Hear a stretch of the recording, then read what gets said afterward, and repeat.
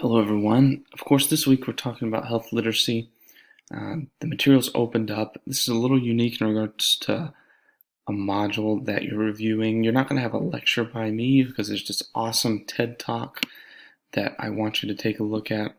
Um, it's only about 12 minutes, but it really gets your brain thinking about what health literacy is and how does it conform to our thought process in regards to future healthcare leaders or future healthcare individuals. So take a look at it. The material is pretty simple. You do have homework this week. There's no discussion board, but you have an assignment. It's just a paragraph in APA format, so it should be not too challenging.